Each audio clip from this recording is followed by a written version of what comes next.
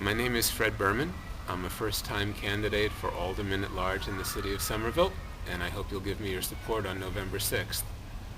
I've been asked what the most significant problem is facing our city, and I think it's affordability. Too many people are being forced out of the city because they can't keep up with the cost of living here, whether it's elders on fixed incomes who can't keep up with property taxes, or families who need a larger place to live as their children get older, or families whose children themselves are looking for a place to live and can't find one that they can afford. When people can't afford to live in the city that they've been in for a while, it breaks up the fiber of the city, the fabric of the city.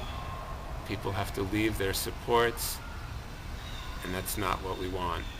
When families are forced out of the city, that means that school enrollment drops, and that's not good for our community either.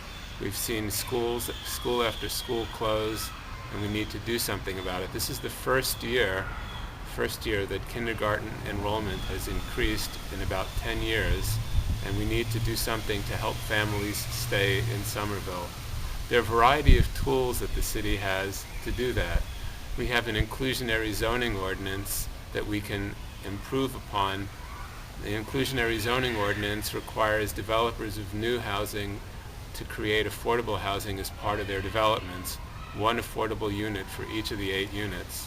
Some people are advocating that ratio shrink from 1 to 8 to 1 to 7, and I think that's a good idea, but that by itself is not going to solve the problem. We need to make sure that the units that are developed using the inclusionary ordinance are affordable to families.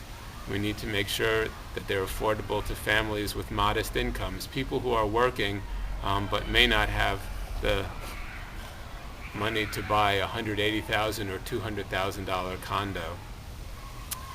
The city has a great program that provides low and no interest loans to landlords, and even forgivable loans for landlords who agree to hold their rents affordable.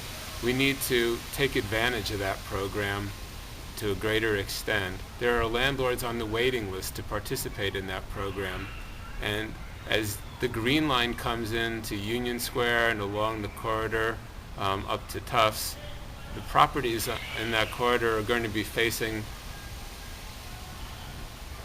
pressure from speculation, and that means that prices are going to go up, and again, tenants and small businesses are going to be forced out of their properties.